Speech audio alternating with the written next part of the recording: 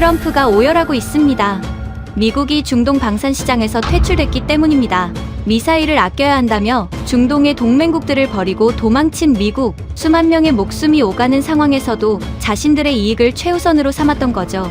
무책임한 미국의 태도에 중동 전체가 패닉에 빠졌고 전 세계 전문가들은 3일 내로 중동 전체가 불바다가 될 것이라고 확신했습니다. 하지만 바로 그때 믿을 수 없는 일이 벌어졌습니다. 자국 물량까지 내어준 한국의 천궁2가 도착했고 아무런 피해 없이 이란의 미사일 폭격을 막아낸 겁니다. 이에 감동한 중동 국가들은 앞다투어 한국의 백지 수표를 내밀었고 미국은 한국의 시장을 빼앗기는 최악의 굴욕을 맛보게 됐죠. 도대체 무슨 일이 벌어진 걸까요? K방산이 중동을 장악한 이유, 지금 시작합니다. 중동의 모든 방패가 한꺼번에 무너졌습니다. 이란이 정유시설만 노린 게 아니었거든요. 수천만 명이 마시는 물, 해수 담수화 플랜트를 겨냥한 겁니다. 기름이 끊기면 돈을 잃지만 물이 끊기면 나라가 증발합니다. 3월 초 첫 번째 폭격이 터졌을 때 제 통제실 천장에서 콘크리트 가루가 비처럼 쏟아졌어요. 벽에 걸린 시계가 바닥으로 떨어져 산산조각 났습니다. 그 진동이 채 멈추기도 전에 레이더 화면에 새까만 점 수백 개가 떠오르기 시작했죠. 이란의 두 번째 공격이 이미 날아오고 있었습니다. 저는 만수르, 아랍에미리트 푸자이라 방공작전 통제소장입니다.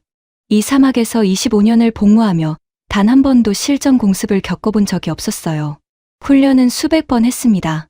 시뮬레이션 속에서는 늘 이겼죠. 하지만 진짜 미사일이 머리 위로 떨어질 때 손이 이렇게 떨리는 줄은 몰랐습니다. 그보다 더 무서웠던 건 등 뒤를 지켜주기로 맹세한 미군의 통신이 일방적으로 끊어졌다는 사실이었어요. 패트리어트 기지 쪽으로 무전을 쳤습니다. 한 번, 두 번, 10번. 돌아온 건 잡음뿐이었습니다. 하지만 그 이야기는 잠시 접어두겠습니다. 먼저 그날 밤 모든 것이 무너지기 시작한 그 첫 번째 순간부터 말씀드려야 합니다. 2026년 3월 초, 날짜도 기억합니다. 그날 저녁 기온이 섭씨 48도까지 치솟았어요.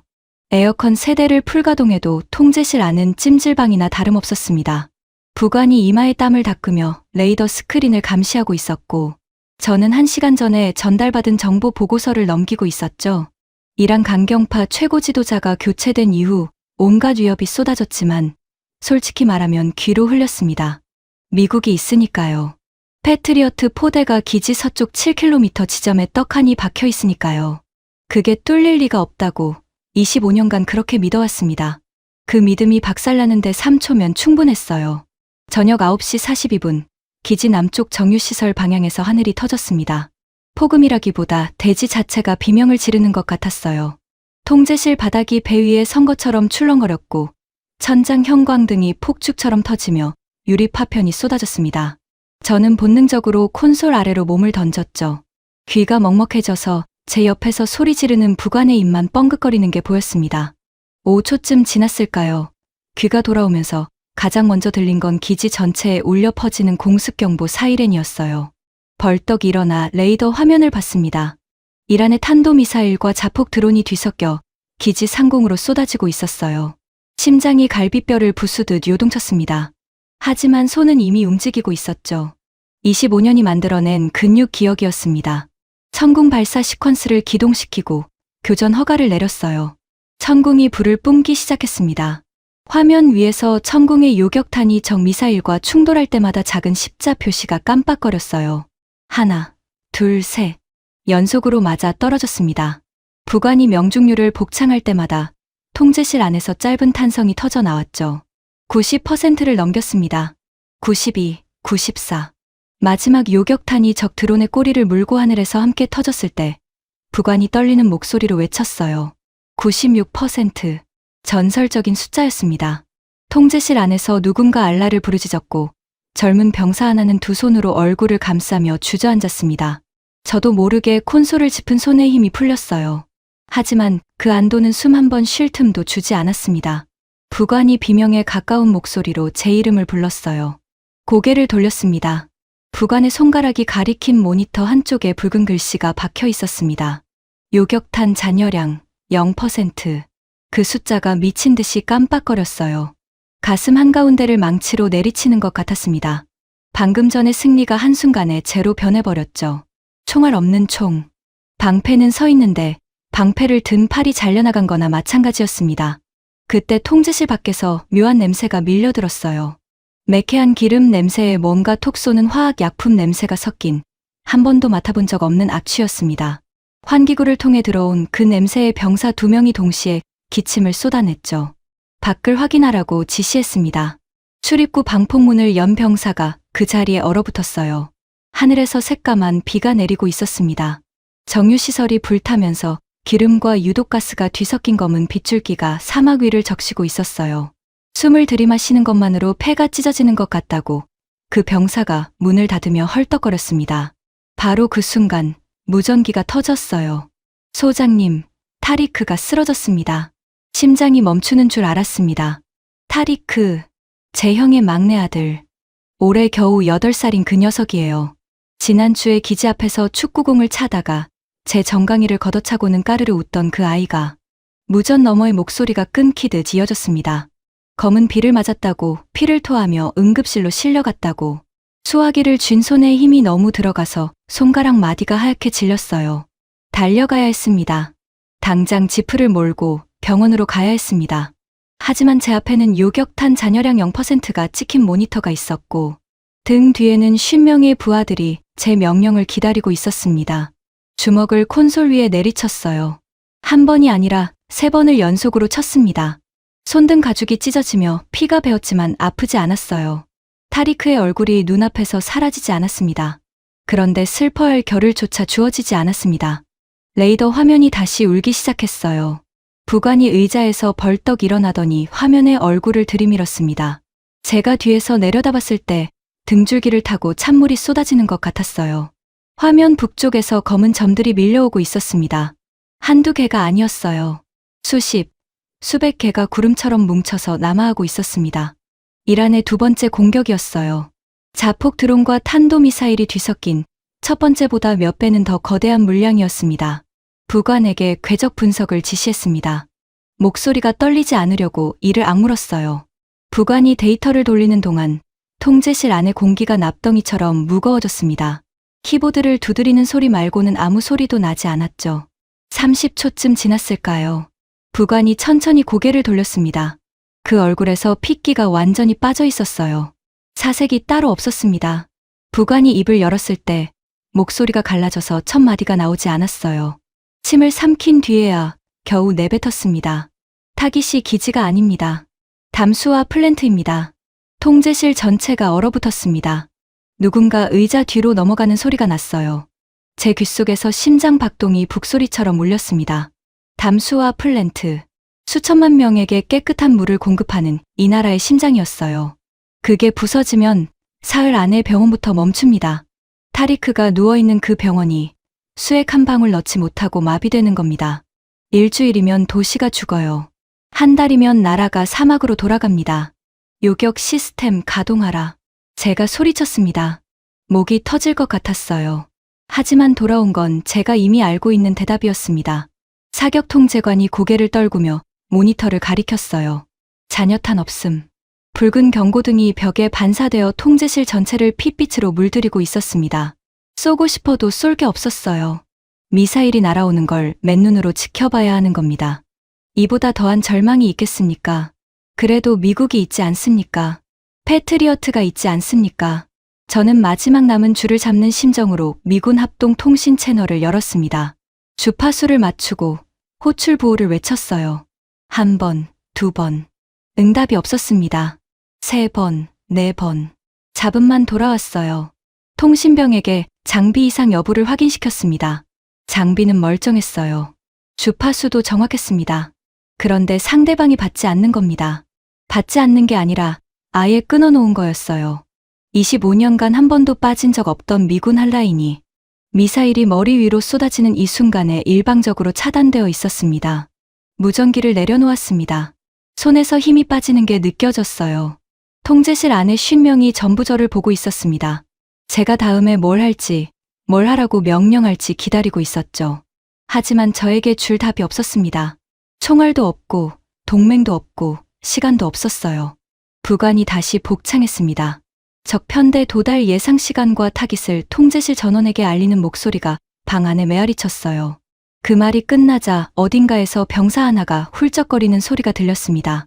20살도 채 안 된 그 병사가 가족을 떠올리고 있다는 걸 저는 알았어요. 저도 떠올리고 있었으니까요. 응급실 침대에 누워 의식을 잃은 8살짜리 조카의 얼굴을. 당장 깨끗한 물이 끊기면 타리크는 죽습니다. 타리크뿐이 아니에요. 이 나라의 수천만 명이 며칠 안에 말라 죽는 겁니다. 그 카운트다운이 레이더 위의 검은 점들이 한 픽셀씩 남쪽으로 내려올 때마다 째깍째깍 제 관자놀이를 두들겼습니다. 모니터 불빛에 비친 제 얼굴이 유리에 반사되어 보였습니다. 25년 전 이 군복을 처음 입던 날의 저와는 완전히 다른 얼굴이었어요. 그때는 두려움이 뭔지 몰랐습니다. 지금 제 눈에 비친 건 조국의 심장부로 날아오는 미사일을 막을 방패는 있는데 그 방패를 들어 올릴 팔이 없는 그런 남자의 얼굴이었습니다. 가만히 앉아 있을 수 없었습니다. 미군 통신이 끊어졌다면 직접 가는 수밖에 없었어요. 패트리어트 기지까지 서쪽으로 7km, 지프를 몰면 10분도 걸리지 않는 거리입니다. 저는 부관에게 통제실 지휘를 넘기고 밖으로 뛰쳐나갔어요. 문을 여는 순간 섭씨 50도의 열기가 얼굴을 때렸습니다. 숨을 쉬는 게 아니라 뜨거운 솜을 억지로 삼키는 느낌이었죠. 거기에 기름 타는 냄새까지 섞여서 두어 발짝 만에 속이 뒤집혔어요. 지프 시동을 걸고 모래 벌판을 내달렸습니다. 남쪽 정유시설 방향의 하늘이 시뻘겋게 타오르고 있었어요. 그 불빛이 사막 위를 나처럼 비추고 있었습니다. 핸들을 쥔 손이 계속 미끄러졌어요. 땀인지 피인지 모를 것이 손바닥 전체를 적시고 있었거든요. 아까 콘솔을 내리쳐서 찢어진 손등에서 흐르는 피가 핸들 가죽에 스며들었습니다. 7분 만에 미군 기지 정문이 보였어요. 그런데 뭔가 이상했습니다. 평소 같으면 초소에 불이 환하게 켜져 있어야 했어요. 보초가 서 있고 바리케이드 앞에 장갑차 한 대가 자리를 잡고 있어야 했죠. 그런데 아무것도 없었습니다. 초소 불이 꺼져 있었어요. 보초도 장갑차도 성조기도 보이지 않았습니다. 지프에서 뛰어내려 정문으로 달려갔어요. 철문이 굳게 잠겨 있었습니다. 자물쇠가 아니었어요. 안쪽에서 철근 바리케이드를 덧대 놓은 겁니다. 주먹으로 철문을 두들겼습니다. 살이 까지는 줄도 모르고 10번, 20번을 내리쳤어요. 돌아온 건 쇠가 울리는 메아리뿐이었습니다. 그때 무전기에서 잡음이 끊기며 목소리가 흘러나왔어요. 미군 사령관이었습니다. 제 호출을 그제야 받은 게 아니었어요. 일방적으로 통보하려고 주파수를 연 거였습니다. 그 목소리가 어찌나 평온한지 저는 순간 귀를 의심했어요. 미사일이 하늘에서 쏟아지는 이 판국에 마치 일기예보를 읽듯 담담하게 말하더군요. 소장, 식수시설 방어는 우리 전략 자산 보호보다 후순이다. 본국 결정이다. 우리는 빠진다. 후순위. 그 단어가 귓속에서 쇠모처럼 박혔습니다. 수천만 명의 식수가 후순이라니요. 제 조카가 피를 토하며 누워있는 병원의 수도꼭지가 후순이라니요. 뭐라고 소리치려 했습니다. 하지만 무전기에서는 이미 잡음만 돌아가고 있었어요. 일방적으로 끊어버린 겁니다. 할 말만 던지고 귀를 닫았어요. 25년간 합동훈련을 하고 어깨를 두드리고 같은 식당에서 밥을 먹던 그 동맹이 진짜 총알이 날아오니까 문을 걸어 잠그고 귀를 막아버린 겁니다. 기지로 돌아가는 길에 칼리드 소령한테서 무전이 왔어요. 정찰 드론을 띄웠다고, 화면을 확인하라고. 칼리드가 보내온 영상을 지프 태블릿으로 열었습니다. 화면 속에 미군 수송 트럭 행렬이 찍혀 있었어요. 10대가 넘는 트럭이 기지 뒷길을 타고 사막 어둠 속으로 빠져나가고 있었습니다. 전조등도 끄고 먼지도 최소화하려는 듯 저속으로 기어가고 있었어요. 야반도주라는 말이 절로 나왔습니다. 미사일이 머리 위로 날아오는 이 순간에 등을 보이고 기어나가는 모습이 제 눈앞에 찍혀 있었어요. 차를 세웠습니다. 핸들 위에 이마를 박았어요. 한동안 그렇게 가만히 있었습니다. 분노라기보다 뒤통수를 제대로 맞은 멍함이었어요. 그런데 멍하니 앉아있을 여유도 없었습니다. 기지 방향에서 고함이 들려왔거든요. 한두 명이 아니었어요. 여러 사람이 뒤엉켜 소리를 지르는 아수라장의 소음이었습니다. 기지로 돌아오니 VIP 벙커 쪽에서 난리가 나 있었습니다. 유럽 군사고문단이었어요. 프랑스, 독일, 영국에서 파견 온 자칭 전문가들. 평소에는 와인잔을 기울이며 인권과 평화를 부르짖던 양반들이었죠. 그 양반들이 지금 권총을 빼들고 우리 경비병들을 위협하고 있었습니다. 뭘 요구하는 건지 처음에는 파악이 안 됐어요. 가까이 가서야 상황이 보였습니다. 헬기였습니다. 부상자 후송용 헬기. 제 부하들이 전투 중 부상당한 동료를 실어 나르기 위해 대기시켜 놓은 의무 헬기를 이 자들이 빼앗으려 하고 있었어요. 거기다 명품 가방 4-5개를 산처럼 쌓아놓고 그걸 먼저 실으라고 악을 쓰고 있었습니다. 제 눈을 의심했어요. 사람이 죽어나가는 전장 한가운데서 가죽 가방을 실으려고 부상자, 후송 헬기를 뺏는 장면을 보고 있다는 게 믿기지 않았습니다. 경비병 하나가 소총을 들고 앞을 막아섰어요. 21살짜리 이등병이었습니다. 그 젊은 병사의 소총 앞에서 프랑스 고문관이라는 작자가 권총을 들이밀며 내뱉은 말을 저는 절대 잊지 못합니다. 방패가 뚫렸는데 왜 여기서 죽어야 하나? 비켜. 방패가 뚫렸다고요. 그 방패를 팔아먹은 게 당신들이면서. 분노가 목구멍까지 치밀었지만 저는 끝내 아무 말도 하지 못했습니다. 그 자들을 막을 물리적 수단이 없었어요. 외교적 면책 특권이 붙은 자들이었고 저에게는 국제 문제를 일으킬 여유가 없었으니까요. 결국 고문단은 부상자 후송 헬기에 가방을 실었습니다. 그리고 그 헬기가 모래바람을 일으키며 떠올랐어요.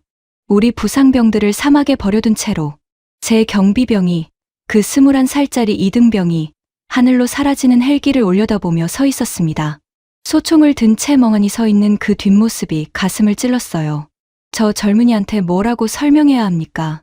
강대국이란 게 원래 이런 거라고, 돈과 이권 앞에서는 동맹 따위 종이장보다 못하다고 그렇게 말해야 합니까? 그 와중에 무전이 또 터졌어요. 병원이었습니다. 첫 번째 폭격의 파편이 외곽 저수조를 관통했다고, 수압이 급격히 떨어지고 있다고, 타리크가 누워있는 중환자실 수도꼭지에서 나오는 물이 점점 가늘어지고 있다는 보고였어요. 눈앞이 아득해졌습니다. 하늘에서는 미사일이 날아오고 땅에서는 물이 말라가고 믿었던 동맹은 가방을 챙겨 도망갔습니다. 기지로 돌아왔을 때 풍경이 달라져 있었어요. 미군이 빠졌다는 소문이 순식간에 퍼진 겁니다. 유럽 고문단이 헬기를 타고 도망쳤다는 사실까지 합쳐지니 기지 전체가 공포에 잠겼죠. 통로를 지나며 봤습니다. 참호 안에서 병사들이 소총을 모래바닥에 내려놓고 있었어요. 하나, 둘이 아니었어요. 여기저기서 철컥, 철컥 소총이 모래 위에 떨어지는 소리가 났습니다. 전의를 상실한 겁니다. 가장 믿었던 강대국들이 가장 먼저 등을 보이고 뛰었으니 우리가 버텨서 뭘 하겠습니까? 그 심정을 모르는 바가 아니었어요. 저도 똑같은 생각이 뇌리를 스치고 있었으니까요. 진지 한가운데에 섰습니다. 홀로였어요. 좌측을 봐도 빈 참호, 우측을 봐도 버려진 장비. 하늘에서는 적의 미사일이 다가오고 땅에서는 아군의 사기가 바닥을 뚫고 있었습니다. 바람이 불었어요. 정유시설 쪽에서 불어오는 바람에 기름 그을음이 실려와 제 군복에 달라붙었습니다.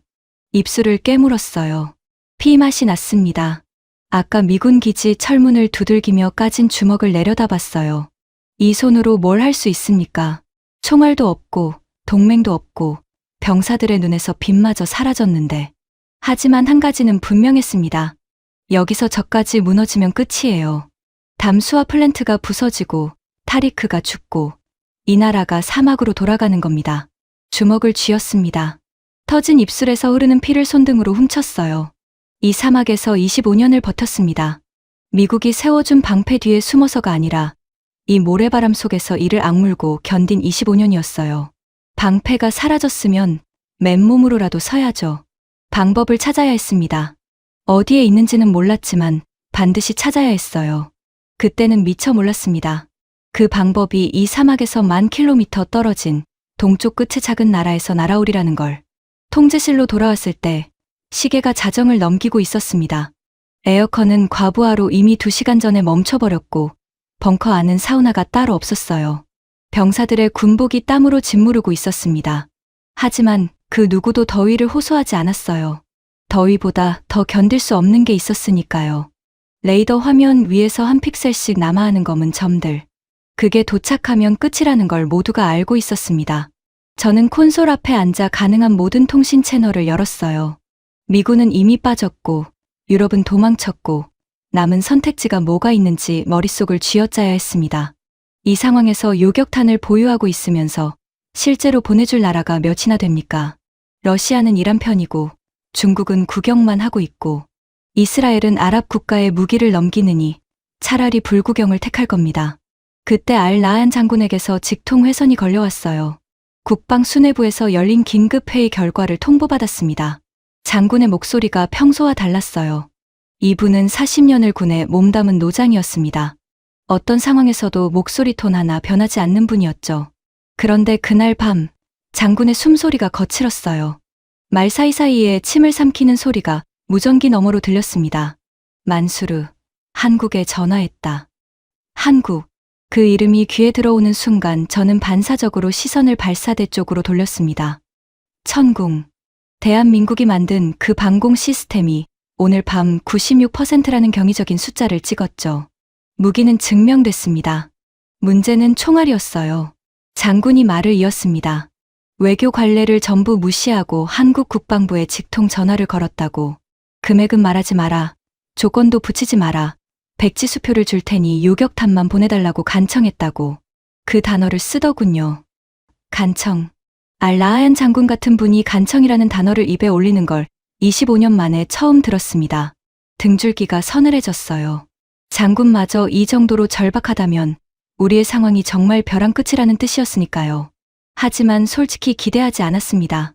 미국도 빠졌는데 1000km 떨어진 동아시아의 작은 나라가 이 전쟁터에 발을 들이밀 이유가 있겠습니까? 외교적 수사로 유감을 표하고 유엔에 성명서나 하나 내고 그걸로 끝이겠죠. 세상 어디에도 공짜 방패는 없다는 걸 오늘 밤 뼈저리게 배웠으니까요. 그리고 기다림이 시작됐어요. 1시간이 1년처럼 흘렀습니다. 통제실 안에서 할 수 있는 건 레이더 화면을 노려보는 것뿐이었어요.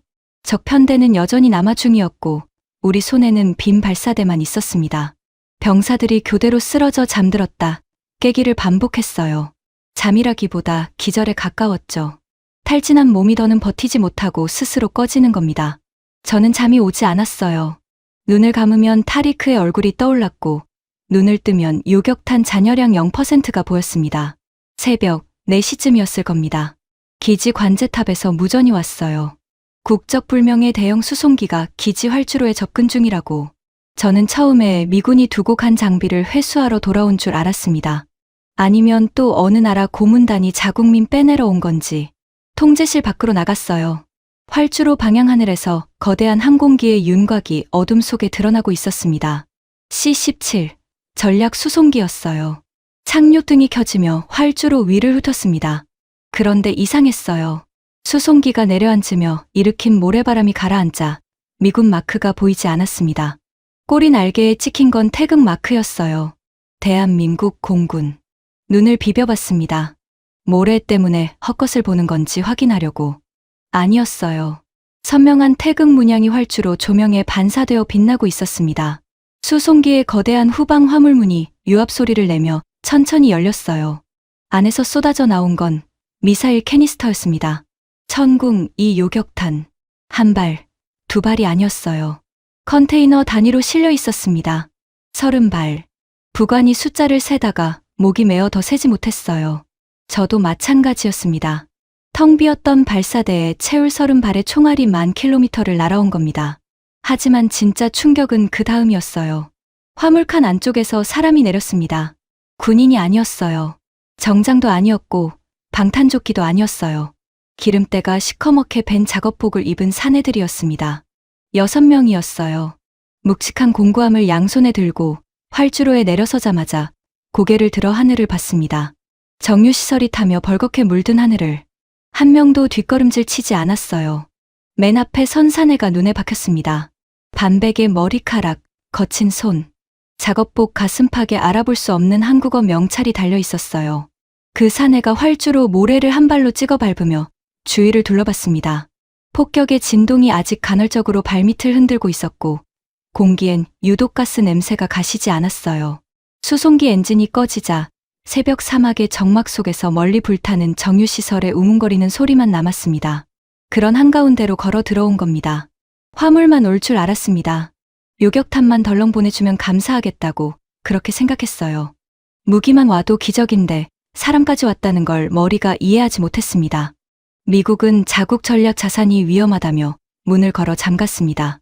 유럽은 가방을 챙겨 헬기를 뺏어 타고 도망쳤어요.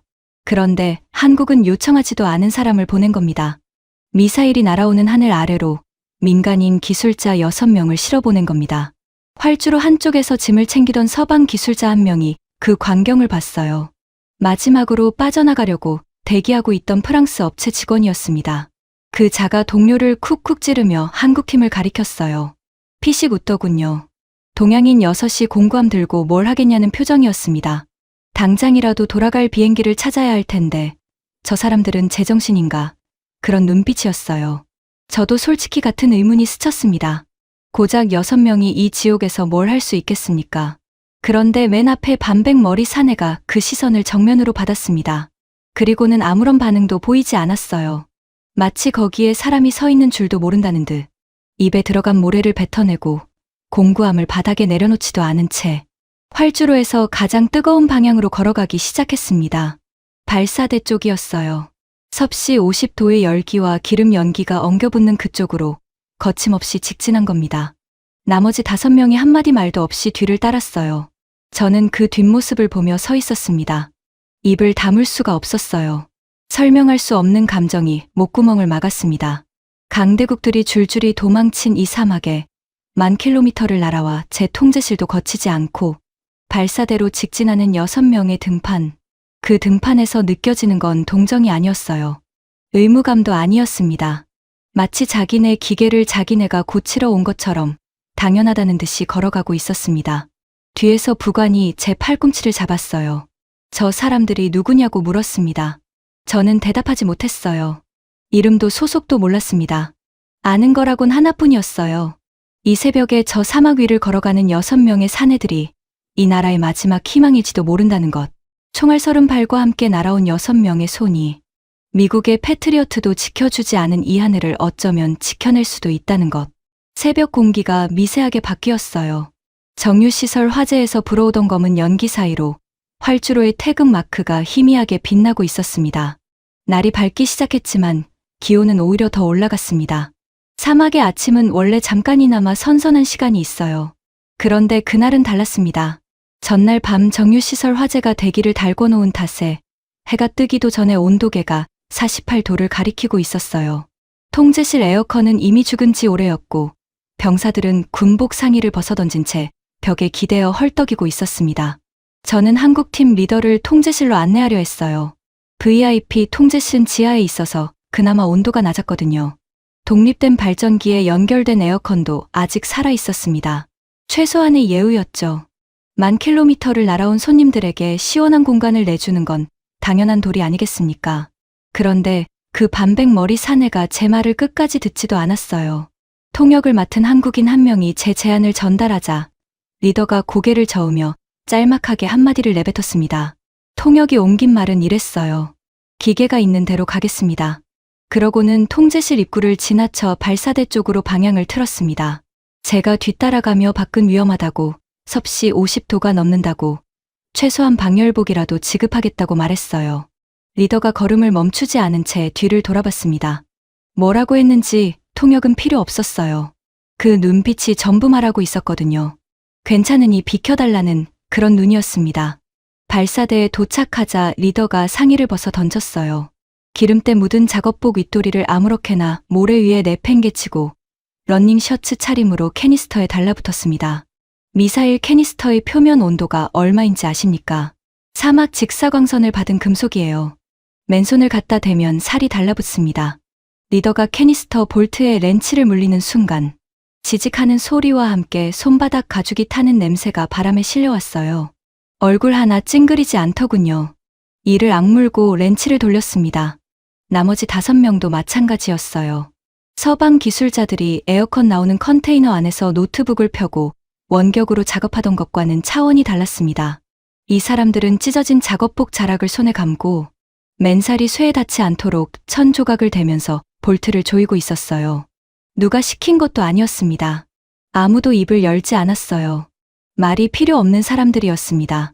각자 자기 위치를 알고 자기 할 일을 알고 그냥 하는 겁니다.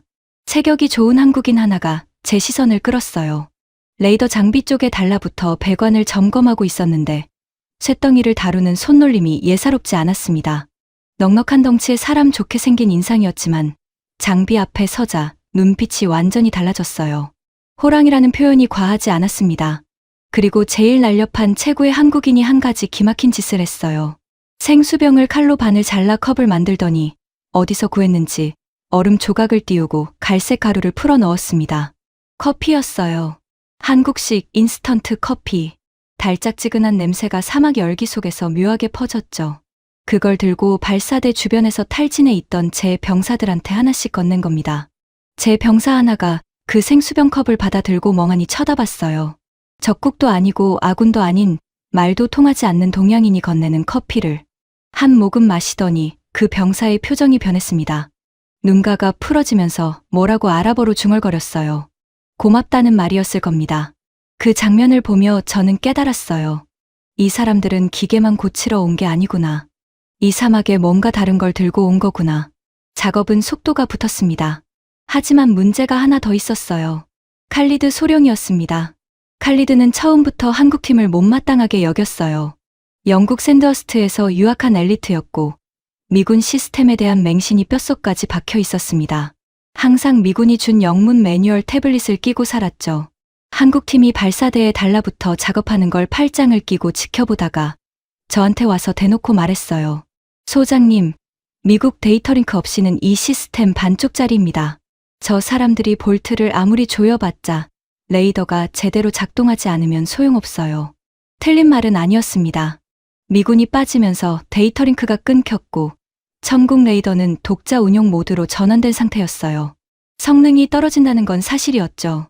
하지만 칼리드의 말투에는 기술적 우려 이상의 것이 담겨 있었습니다. 될 리가 없다는 이미 결론을 내린 자의 냉소였어요. 그런데 바로 그때 한국팀 리더가 테스트 가동을 시작했습니다. 발사대에서 캐니스터 장착을 마치고 레이더 시스템 전체를 돌려본 거예요. 화면에 주변 공역 탐색 결과가 뜨기 시작했습니다. 통제실 안에서 숨을 죽이고 지켜봤어요.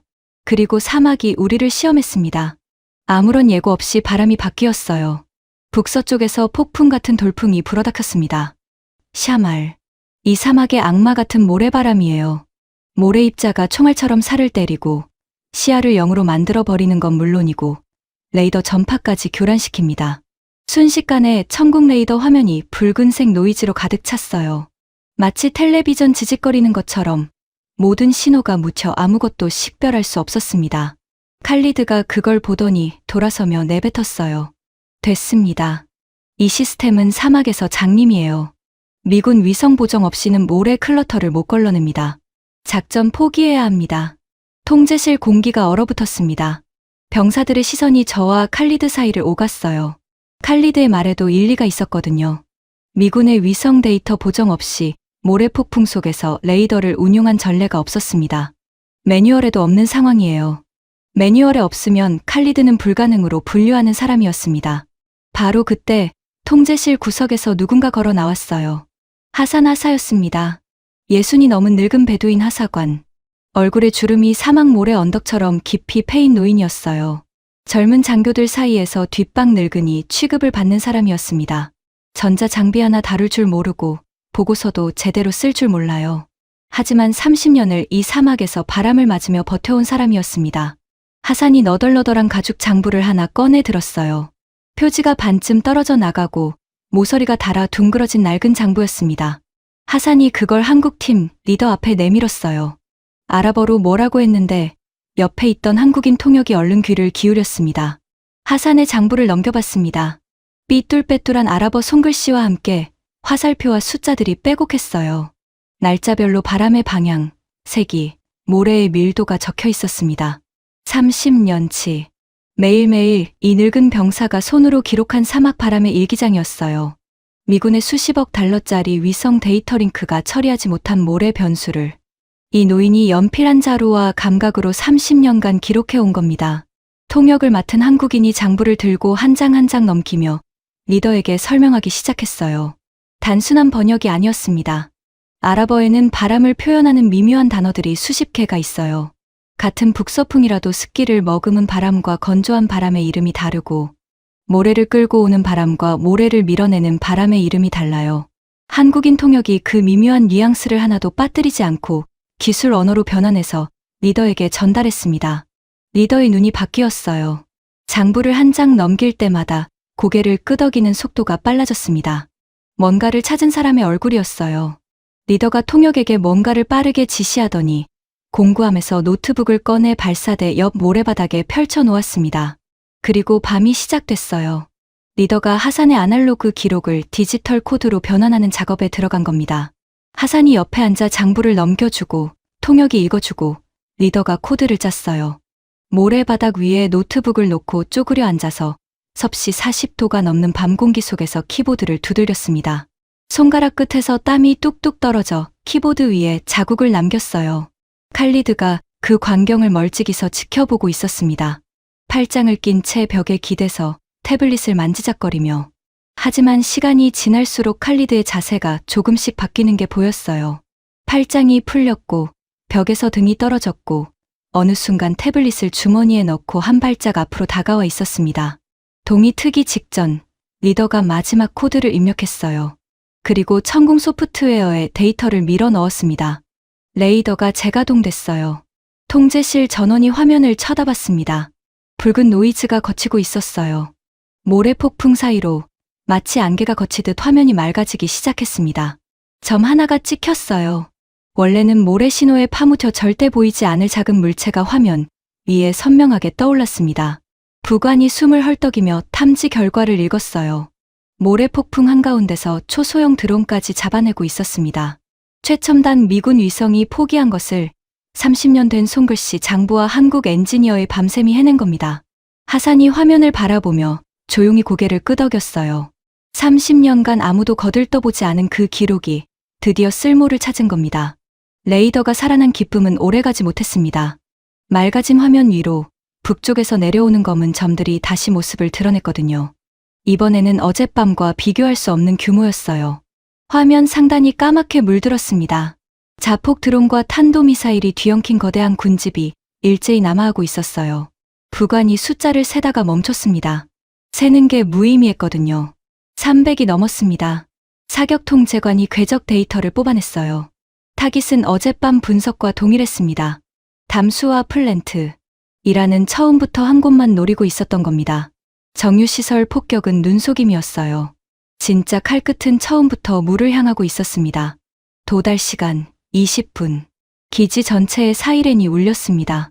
귀를 뚫는 금속성 비명이 벙커와 참호를 관통하며 퍼져나갔어요. 발사대에서 작업 중이던 한국팀이 고개를 들었습니다. 리더가 하늘을 올려다봤어요. 아직은 보이지 않았습니다. 맨눈으로 보이기 시작하면 그때는 이미 늦은 겁니다. 리더가 사이렌 소리를 무시하고 다시 캐니스터 볼트 위로 몸을 숙였어요. 30발 중 아직 장전이 끝나지 않은 캐니스터들이 남아 있었습니다. 시간이 부족했어요. 장전을 완료하지 못하면 30발을 다 쓸 수도 없는 상황이었습니다. 바로 그때 통신 장비가 걸려왔어요. 한국 대사관이었습니다. 정 국장이라는 사람의 목소리가 스피커를 통해 발사대까지 울렸습니다. 통역이 내용을 실시간으로 전달했는데 한마디 한마디가 현장의 공기를 얼어붙게 만들었어요. 민간인이 왜 교전 지역에 있는 거냐? 당장 빠져나와라. 외교적 마찰이 발생하면 책임을 질 수 없다. 즉각 철수하라. 리더가 통역의 말을 듣고도 고개 하나 돌리지 않았어요. 렌치를 돌리는 손이 멈추지 않았습니다. 정 국장의 목소리가 점점 높아졌어요. 통역의 얼굴이 곤란해지는 게 보였습니다. 판 위에 긴장이 한 겹 더 쌓였죠. 그리고 상황이 예상하지 못한 방향으로 치달았어요. 모래바람 사이로 헬기 한 대가 나타났습니다. 발사대에서 200m도 떨어지지 않은 빈터에 로터 바람이 모래를 사방으로 날리며 내려앉았어요. 대사관 로고가 찍힌 민간 헬기였습니다. 무전으로만 소리치던 대사관이 아예 사람을 보낸 겁니다. 헬기 문이 열리자 무장한 경호원 4명이 뛰어내렸어요. 방탄조끼에 권총을 찬 채 곧장 발사대 쪽으로 뛰어왔습니다. 경호원들이 한국팀을 에워쌌어요. 팔을 잡아 일으키려 했습니다. 리더의 어깨를 움켜쥔 경호원 하나가 한국어로 뭐라고 소리쳤어요. 저는 알아듣지 못했지만 톤만으로도 충분했습니다. 당장 타라는 거였죠. 살고 싶으면 지금 이 헬기에 오르라는 거였어요. 저는 발사대 옆에 서서 그 광경을 지켜보고 있었습니다. 개입할 수 없었어요. 저 사람들의 나라에서 저 사람들을 데려가겠다는데 제가 막을 권한이 없었습니다. 가슴이 내려앉는 것 같았어요. 어젯밤 활주로에서 느꼈던 희망이 이 모래바람과 함께 흩어지는 게 느껴졌습니다. 그때 칼리드가 한국팀 리더 앞으로 다가갔어요. 칼리드는 영어를 완벽하게 했고 한국팀 리더도 기본적인 영어가 됐습니다. 칼리드가 리더의 눈을 똑바로 보며 말했어요. 제가 알아들을 수 있는 영어였습니다. 팀장, 제발 가십시오. 당신 가족에게 돌아가십시오. 이건 당신의 전쟁이 아닙니다. 칼리드의 목소리가 떨리고 있었어요. 그 냉소주의자, 한국 장비를 깡통이라 부르던 그 엘리트의 눈이 충혈되어 있었습니다. 미군 매뉴얼을 맹신하는 자존심 대신 진심 어린 걱정이 그 얼굴에 드러나 있었어요. 칼리드가 리더의 등을 밀었습니다. 헬기 쪽으로요. 가라고. 살라고. 리더가 멈췄어요. 처음으로 손에서 렌치를 내려놓았습니다. 천천히 몸을 일으켜 세웠어요. 그리고 두 곳을 번갈아 봤습니다. 아직 장전이 끝나지 않은 발사대. 그리고 제 눈을 똑바로 들여다봤어요. 사막의 열기 사이로 우리 시선이 마주쳤습니다. 저는 아무 말도 하지 않았어요. 할 수 없었습니다. 가지 말라고 부탁할 자격이 없었거든요. 이 사람은 10,000km를 날아와 제 나라의 하늘을 지키려고 화상을 입어가며 볼트를 조이고 있는 민간인이었어요. 남아달라고 말하는 건 죽어달라고 말하는 것과 다르지 않았습니다. 하지만 리더는 제 눈에서 뭔가를 읽은 것 같았어요. 타리크가 누워있는 병원, 수압이 떨어지고 있는 수도꼭지, 레이더 위에서 남아하는 300개의 검은 점. 제 눈에 담긴 그 모든 절박함을 읽었는지도 모릅니다. 리더가 고개를 돌려 통신 장비를 봤어요. 정 국장의 고함이 아직도 스피커에서 울리고 있었습니다. 리더가 성큼성큼 통신 장비 앞으로 걸어갔어요. 경호원들이 따라붙으며 팔을 잡으려 했습니다. 리더가 팔을 뿌리쳤어요. 그리고 통신기 본체 뒤쪽을 한 손으로 더듬더니 메인 전원 케이블을 찾았습니다. 힘껏 잡아당겼어요. 뚝! 케이블이 단자에서 빠지며 스피커가 죽었습니다. 정 국장의 고함이 공기 중에서 증발했어요. 순간적으로 사막의 정막이 발사대를 감쌌습니다. 바람 소리와 먼 곳에서 타는 정유시설의 우문거림만 남았죠. 경호원들이 얼어붙었어요. 리더가 돌아서며 주머니에서 종이 한 장을 꺼냈습니다. 대피 명령서였어요. 대사관에서 발행한 공식 철수 지시서. 리더가 그 종이를 양손으로 잡더니 가운데를 찢었습니다. 한 번으로 끝나지 않았어요. 찢고 또 찢고 4번을 찢어 손바닥 크기 조각으로 만들었습니다. 그리고 그 조각을 집어 들더니 미사일 캐니스터 쪽으로 걸어가서 커넥터 단자에 묻은 기름때를 닦았어요. 대피 명령서로 자기 목숨을 구해줄 마지막 종이장으로 미사일 기름때를 닦아낸 겁니다. 저는 숨이 막혔습니다. 다리에서 힘이 빠지는 게 느껴졌어요. 이게 뭡니까? 이게 대체 뭡니까? 자기 나라도 아닌 사막에서 자기 가족도 아닌 사람들을 위해 살 수 있는 마지막 기회를 찢어서 기름걸레로 쓰다니요. 리더가 경호원들을 한번 쳐다봤습니다. 그리고 낮고 굵은 목소리로 한마디를 내뱉었어요. 한국어였습니다. 저는 알아듣지 못했어요. 하지만 옆에 있던 통역의 얼굴이 일그러지는 걸 봤습니다. 눈시울이 붉어진 통역이 제게 고개를 돌려 떨리는 목소리로 옮겨줬어요. 총알 다 쏠 때까지 대한민국은 한 발짝도 안 뺀다. 경호원들이 한 발 뒤로 물러섰습니다. 뭐라 할 수 없었던 거예요. 저 눈빛 앞에서, 저 목소리 앞에서 팔을 잡아끌 수 있는 인간이 어디 있겠습니까? 경호원들이 서로 얼굴을 마주 보더니 결국 헬기 쪽으로 돌아갔어요. 빈 헬기가 모래바람을 일으키며 떠올랐습니다. 리더가 헬기를 쳐다보지도 않았어요. 이미 다시 캐니스터 앞에 쪼그려 앉아 렌치를 쥐고 있었습니다. 나머지 5명의 한국인이 움직였어요. 한마디 말도 없었습니다. 의논도, 눈빛 교환도 없었어요. 각자 공구를 챙겨 들고 통제실 방폭문 안쪽으로 들어갔습니다. 마지막으로 들어간 체격 좋은 한국인이 안쪽에서 방폭문 잠금 레버를 내렸어요. 철컥, 빗장이 걸리는 소리가 사막의 열기 속에 울렸습니다. 바깥에서는 아무도 그 문을 열 수 없었어요. 6명이 스스로 안에 가둔 겁니다. 도망칠 문을 자기 손으로 잠가버린 겁니다. 칼리드가 제 옆에 서 있었어요. 이 사람도 입을 다물지 못하고 있었습니다. 평생 미군의 시스템을 신봉하고 서방의 매뉴얼을 성경처럼 떠받들던 엘리트가 기름때 묻은 작업복의 등판 6개를 바라보며 꼼짝 못하고 서 있었어요. 칼리드의 손에서 태블릿이 미끄러져 모래 위에 떨어졌습니다. 죽지 않았어요. 사이렌이 여전히 울리고 있었습니다. 20분. 아니, 벌써 몇 분이 지났을 겁니다. 시간이 얼마 남지 않았어요. 적기 도달까지 10분. 통제실 모니터 위에 카운트다운이 두 자릿수에서 한 자릿수로 넘어가고 있었습니다. 발사대에서는 한국팀이 마지막 캐니스터 장전에 매달리고 있었어요. 30발 중 24발까지는 완료됐지만 6발이 아직 레일 위에 올라가지 못한 상태였습니다. 6발. 그게 300개의 적 발사체 앞에서 승패를 가를 수도 있는 숫자였어요. 그런데 발사대를 세우는 메인 유압 크레인에서 비명 같은 소리가 터졌습니다. 끼익. 금속이 금속을 갈아대는 소리가 사막 전체에 울렸어요. 크레인 기어에 모래가 끼어버린 겁니다. 유압 라인에서 스파크가 튀더니 크레인 팔이 캐니스터를 들어 올리다 말고 공중에서 멈춰버렸어요. 수톤짜리 미사일이 허공에 매달린 채 꿈쩍도 하지 않았습니다. 크레인 모터가 헛돌아가는 소리만 공허하게 울렸죠. 통제실 안이 무덤처럼 조용해졌습니다. 제 옆에 있던 부관이 고개를 떨궜어요.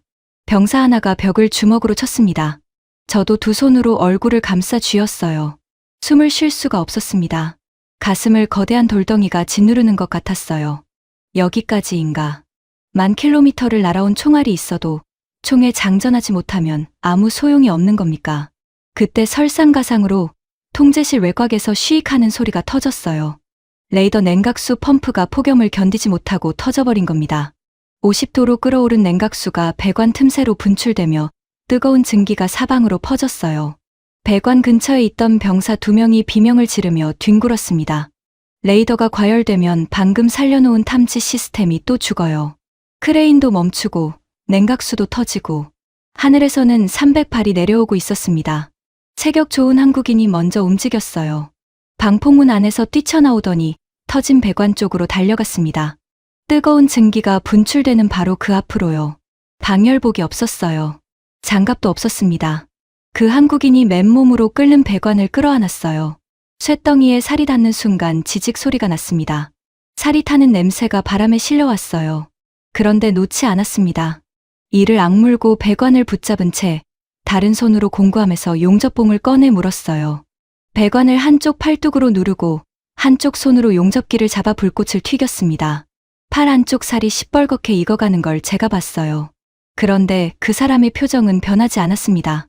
이를 악문 채 용접 불꽃에 집중하고 있었어요. 마치 고통이란 게 아예 존재하지 않는 사람처럼. 3분이 걸렸습니다. 용접이 끝나자 증기가 멎었어요. 냉각수 유출이 막힌 겁니다. 그 한국인이 배관에서 몸을 떼자 팔뚝에 배관 무늬가 화상 자국으로 찍혀 있었어요. 피부가 벗겨져 진물이 흐르고 있었습니다. 그런데 그 사람이 한 일이 뭔지 아십니까?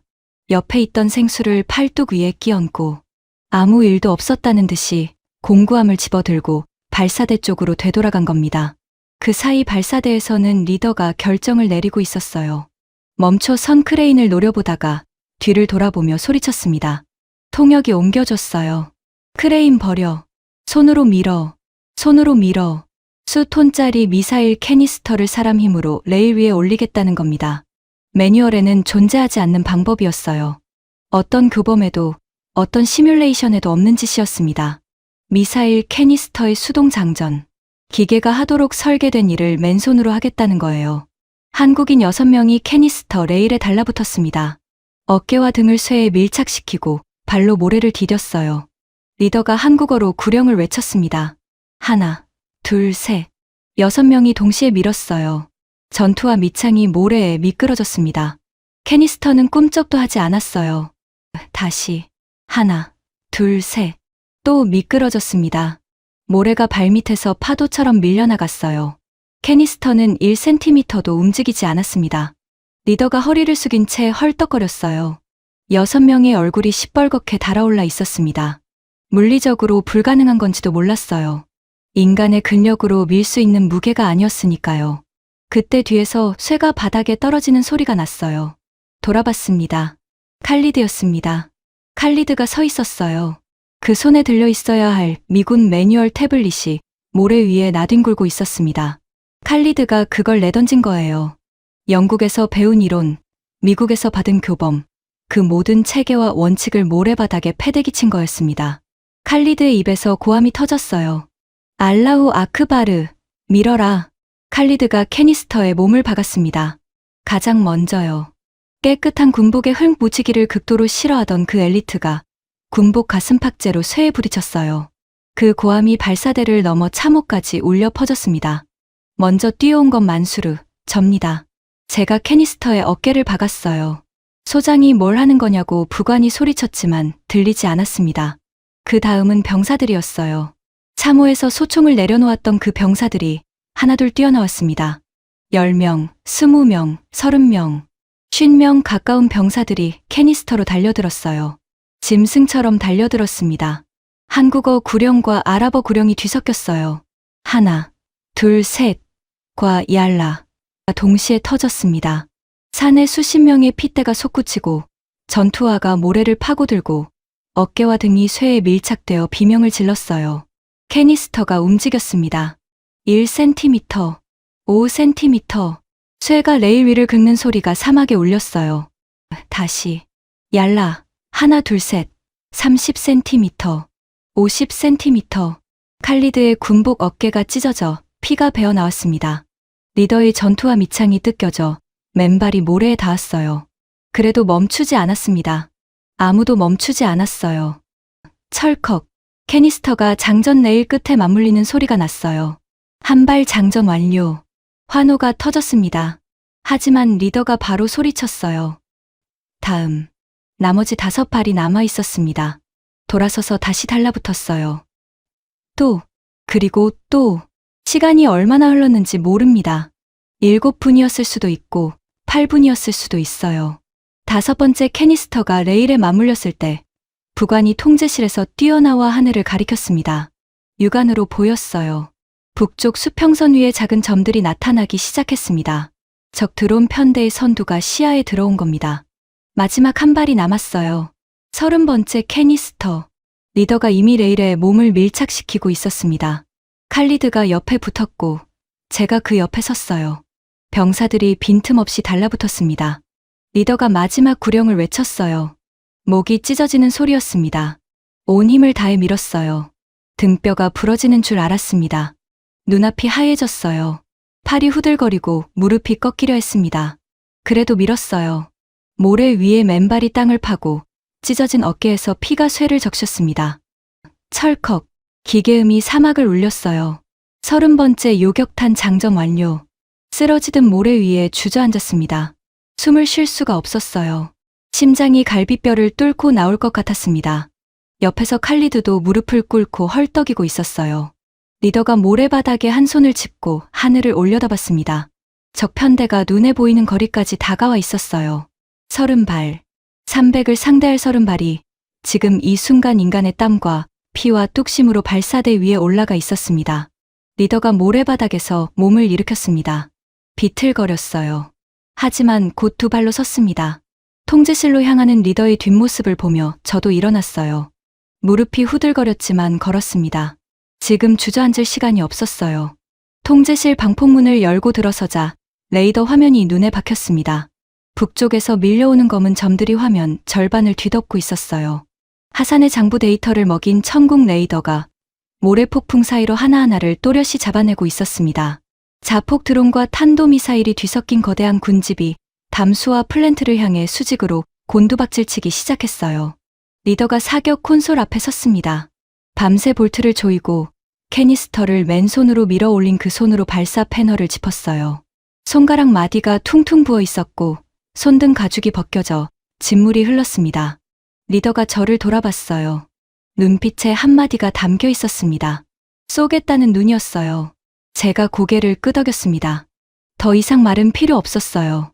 리더의 주먹이 발사 버튼 위로 올라갔습니다. 잠깐의 정적이었어요. 통제실 안의 모든 숨소리가 멈췄습니다. 그리고 리더가 버튼을 내리쳤어요. 부수듯이 온 체중을 실어서 통제실 바닥이 들썩였습니다. 발사대 방향에서 대지를 찢는 굉음이 연속으로 터졌어요. 창문 틈으로 빛이 쏟아졌습니다. 낮이었어요. 한밤중인데 대낮이 된 거예요. 천궁의 요격탄이 거대한 화염꼬리를 끌며 사막의 밤하늘을 수직으로 갈랐습니다. 한 발, 두 발, 세 발. 쉴 틈 없이 연속으로 솟구쳤어요. 발사대에서 뿜어져 나오는 화염이 너무 밝아서 제 그림자가 통제실 뒷벽에 선명하게 찍혔습니다. 하늘에서 첫 번째 충돌이 터졌어요. 섬광과 함께 적 미사일 하나가 산산조각 나며 파편이 불꽃처럼 흩어졌습니다. 두 번째, 세 번째.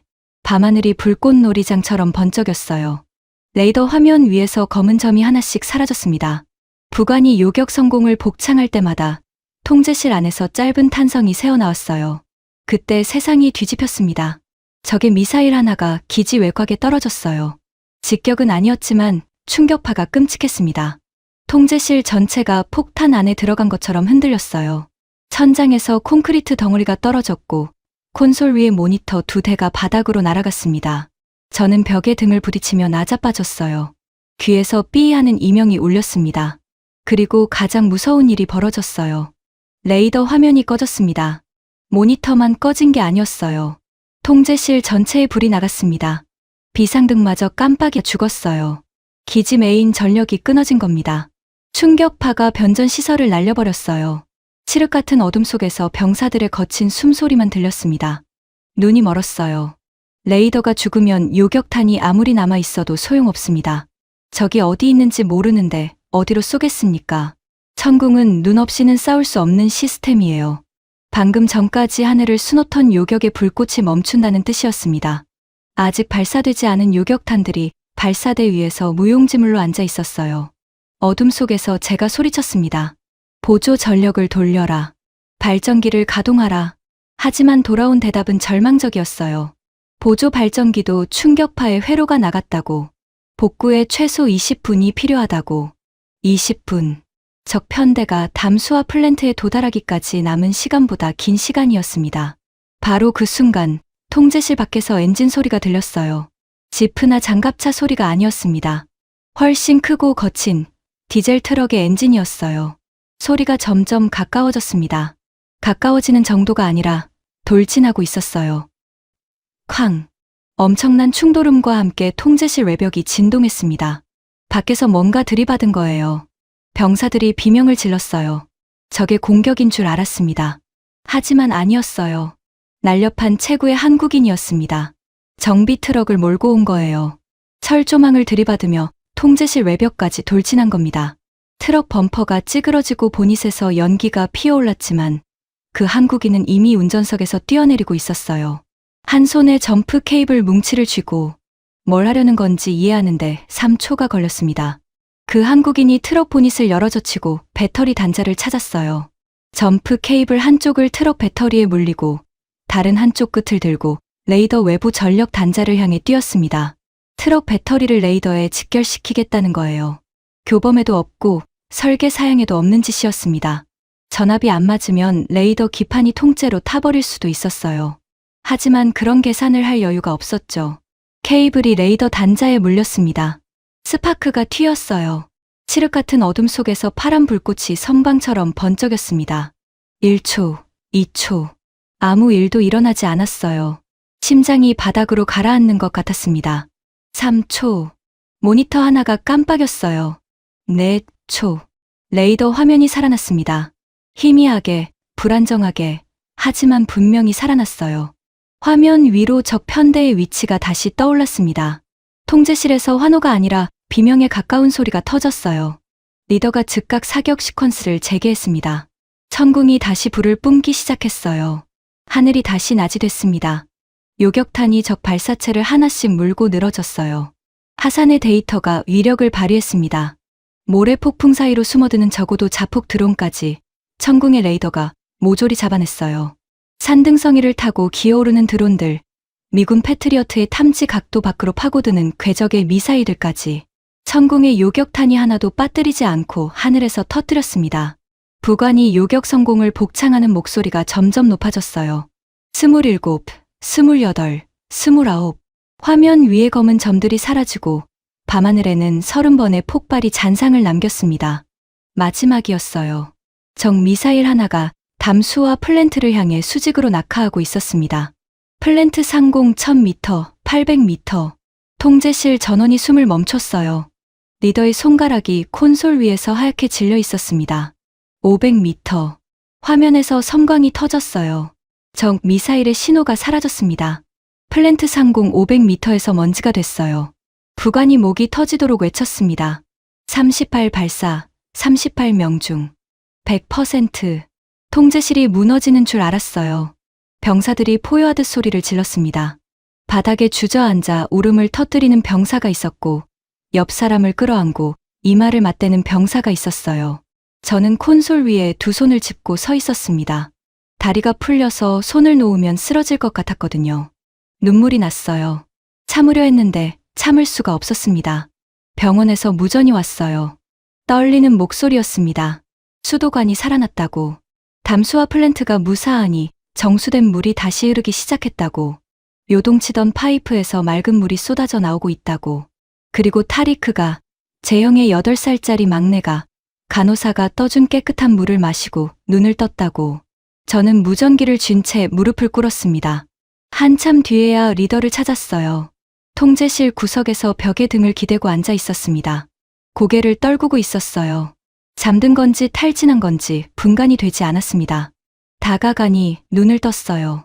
충혈된 두 눈이 저를 올려다봤습니다.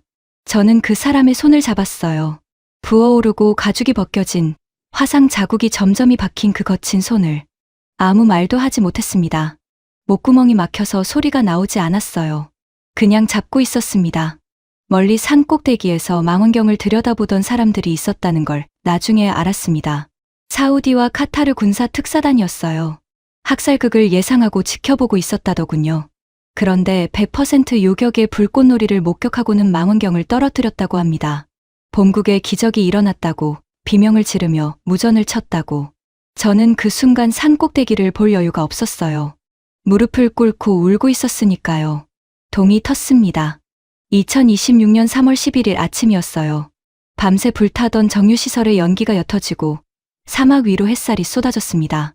어젯밤 하늘을 수놓았던 요격의 잔해가 모래 위에 흩어져 있었어요. 쇠파편과 그 흐름 사이로 담수화 플랜트의 은빛 지붕이 아침 햇살을 받아 빛나고 있었습니다. 흠집 하나 없이. 그 광경을 보는 순간 밤새 버텨온 긴장이 한꺼번에 풀리는 게 느껴졌어요. 살았구나. 진짜로 살아남은 거구나. 기지 전체가 탈진한 상태였습니다.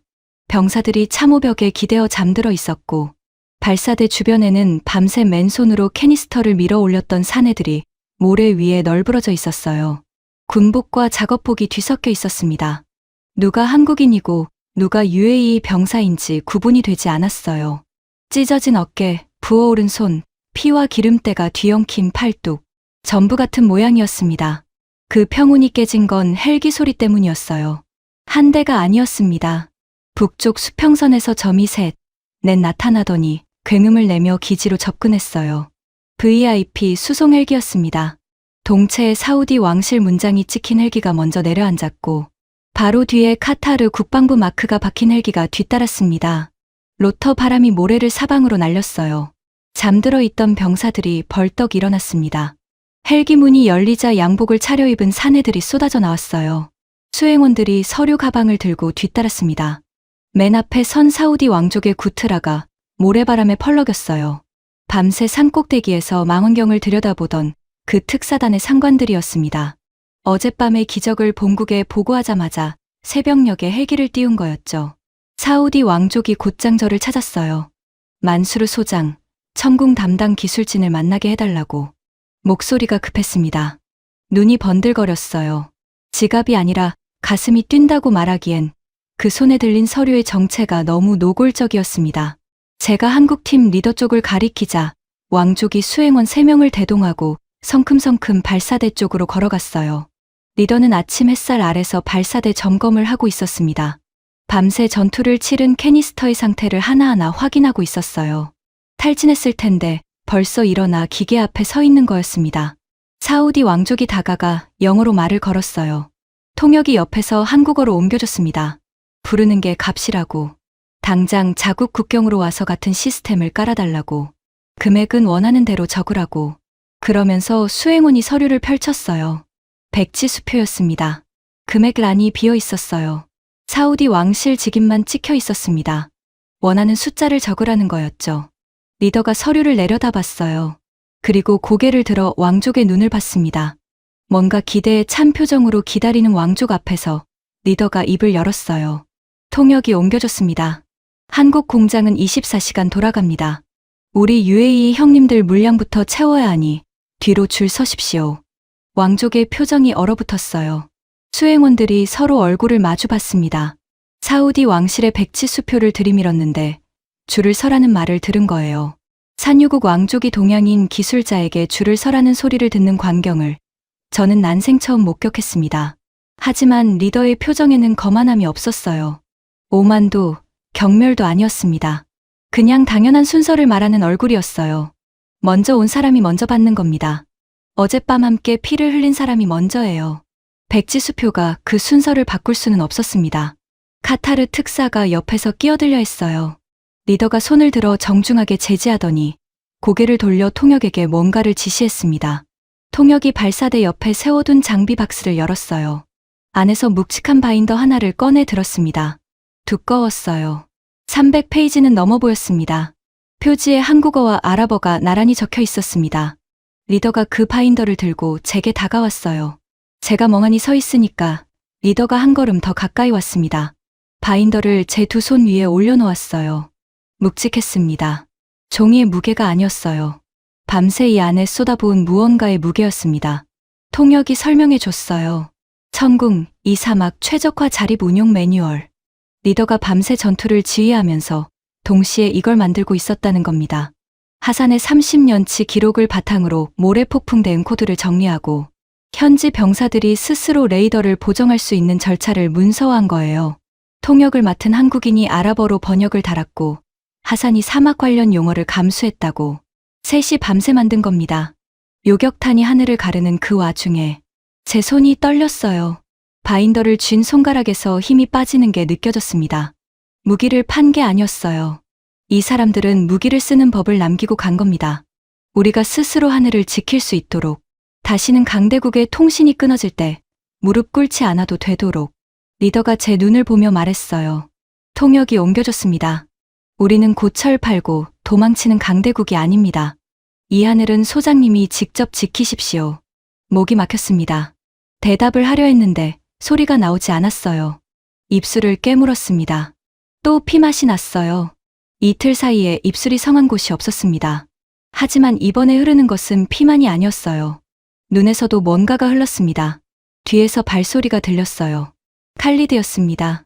그 뒤로 하산이 서 있었고 그 뒤로 어젯밤 캐니스터를 함께 밀었던 병사들이 한 줄로 늘어서 있었어요. 칼리드의 군복 어깨가 아직 찢어진 채였습니다. 피가 마른 자국이 까맣게 남아 있었어요. 칼리드가 자세를 바로잡았습니다. 턱을 당기고 등을 펴고 오른손을 이마 옆으로 올렸어요. 거수경례였습니다. 하산이 뒤따랐어요. 30년 된 낡은 군복의 소매가 들리며 주름진 손이 이마에 닿았습니다. 그 뒤로 병사들이 하나씩 손을 올렸어요.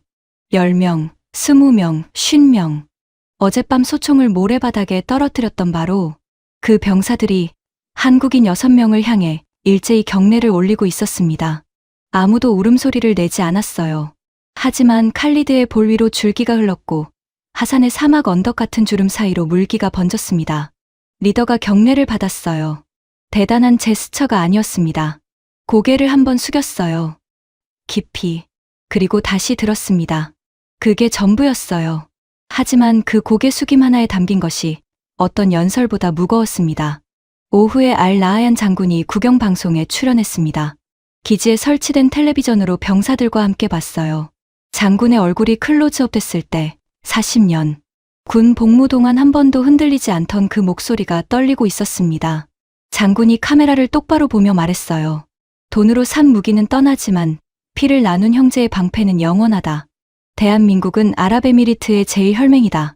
통제실 안에서 박수가 터졌습니다. 병사들이 서로 끌어안았어요. 저는 바인더를 가슴에 안은 채 텔레비전을 봤습니다. 화면 속 장군의 뒤로 사막의 하늘이 펼쳐져 있었어요. 맑았습니다. 어젯밤 308의 미사일이 날아오던 그 하늘이 구름 한 점 없이 푸르렀어요. 저녁 무렵 한국힘이 짐을 꾸렸습니다. 수송기가 다시 왔어요. 왔을 때와 같은 C-17이었습니다. 리더가 공구함을 들고 활주로를 걸어갔어요. 나머지 5명이 뒤를 따랐습니다. 왔을 때처럼 말이 없었어요. 수송기 화물문 앞에서 리더가 한 번 뒤를 돌아봤습니다. 발사대 쪽을요. 자기가 밤새 볼트를 조이고 맨손으로 밀어 올리고 땀과 피를 쏟아부은 그 발사대를 오래 보지는 않았어요. 고개를 돌리고 화물칸에 올라탔습니다. 수송기가 활주로를 달리기 시작했어요. 엔진 굉음이 사막을 울렸습니다. 기체가 떠올랐어요. 모래바람을 뚫고 상승하는 꼬리 날개에 태극마크가 석양빛을 받아 붉게 물들었습니다. 저는 활주로 끝에 서서 그 비행기가 점이 될 때까지 바라봤어요. 바인더가 제 왼팔에 안겨 있었습니다. 오른손을 이마 옆으로 올렸어요. 경례를 했습니다. 말은 하지 않았어요. 할 수 없었습니다. 그냥 사라져가는 태극마크를 향해 터져나오는 것을 꾹 삼키며 오른손을 이마에 붙이고 서 있었습니다. 해가 졌어요. 사막 위로 별이 떠오르기 시작했습니다. 하산이 늘 읽던 그 별들이었어요. 활주로에 혼자 남은 저는 별이 하나둘 켜지는 하늘을 올려다보며 생각했습니다. 이 하늘은 이제 우리가 지킵니다. 지금까지 대한민국의 감동을 전하는 감동유나였습니다. 대한민국의 기적 같은 이야기 다음에 또 들려드리겠습니다. 선배님들, 좋은 하루 되세요.